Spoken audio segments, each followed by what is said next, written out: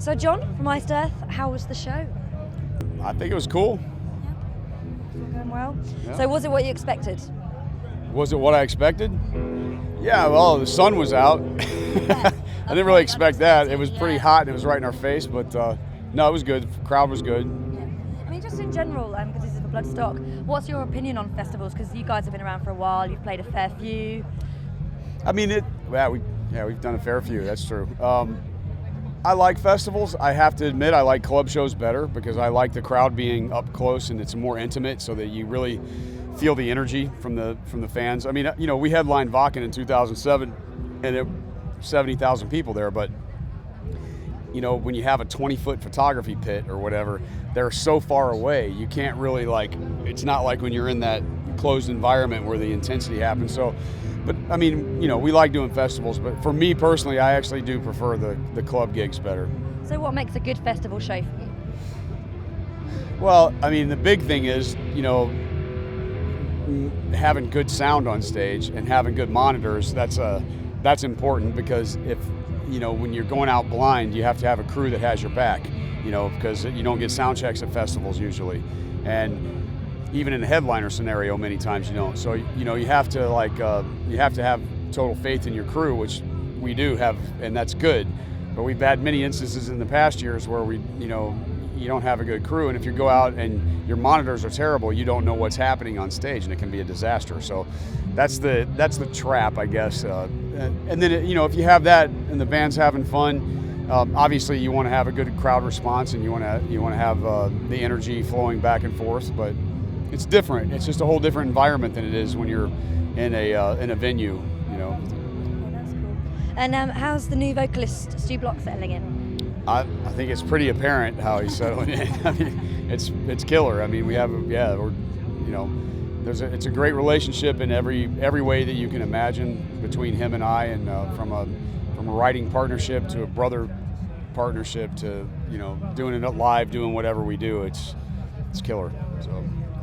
Now, to quote, your Dystopia World Tour was said to be the most extensive tour Iced Earth have done to date. How did you take that? How did it affect you as a band? Well, I mean, it was actually my mission to do that. So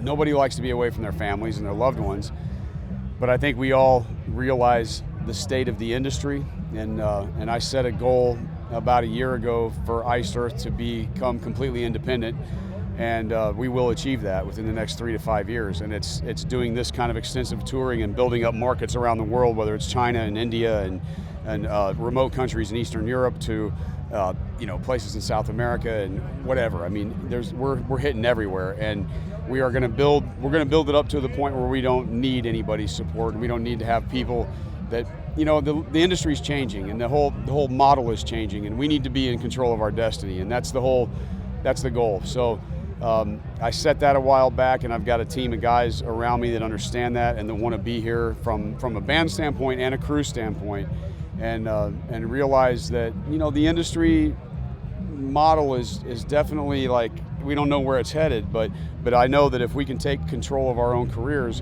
and we can be those roaming pirates that own all of our own stuff and we're in control of everything, then we don't need to worry about where the industry goes, because we'll have our fans and we'll have our own system going. So that's where we're headed. Okay, so I mean, as you say, you've been around for a long time, you've seen the industry changing, you're keeping control. How do you feel for new bands who are kind of just coming into it and trying to get into the industry? How do you feel it's affecting them? I think it was difficult when I came up through the ranks. The baby bands today, I don't know what they're going to do. I mean, it's crazy, because I don't know. I don't know what the model is going to be, and actually, it doesn't matter. I think we have to make our own model. I can't really concern myself with what everybody else is doing, but I do think about these young bands, and I'm like, man, I don't know, because you're not going to get any support from a label, and the only way you're going to make it in this business anymore is to tour your asses off. And how are you going to do that unless you have the connections, whether it be with a label or with management or an agent or whatever? There's always some kind of cronyism going on in this business. So I don't know. I mean, it's difficult, but I do think that at the end of the day, for whatever happens, the artists will be better off, because I believe that once the the labels and the distributors are kind of out of the business model, which I think is ultimately probably going to happen, then the band can profit more. You may not sell as much, but if you have a bigger piece of the pie, then you have some kind of a future. So it's an interesting time. I don't envy a baby band coming up in these days, but I'm sure that there are plenty of really hungry, fired up spirits out there that will endeavor to persevere through whatever this shit throws at us. And it could be really exciting from a musical standpoint to see who can survive through this, because it's different for guys who've been around like me, but for the young guys, it's a tough period.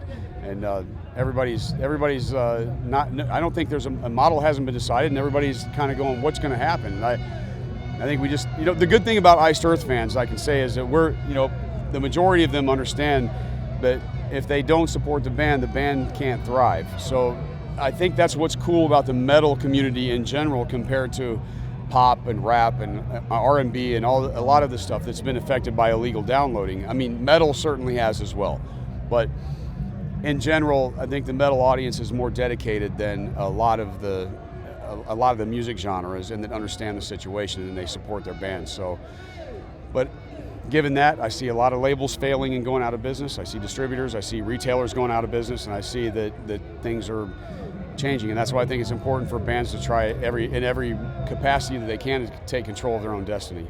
So. Very good. So what have you got coming up next? Well, our big thing is Cyprus. We're recording the new DVD there on August 19th. We're playing in a really cool old ancient theater. It's about 2,000 years old. It's been witness to the Greek, Byzantine, Roman empires, and gladiatorial events and all crazy stuff has gone on in that venue. So it should be pretty cool for Iced Earth. And it's on the seaside, so it's going to have a good vibe to it. And we're doing that August 19th. I think it will be out in like February of next year.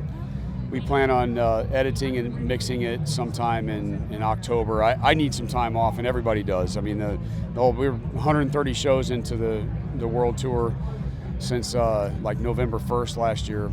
So we've been hitting it hard and traveled many thousands of miles around the planet. And we need a little bit of a break, and that's our thing right now. We're going to be back in Europe in December.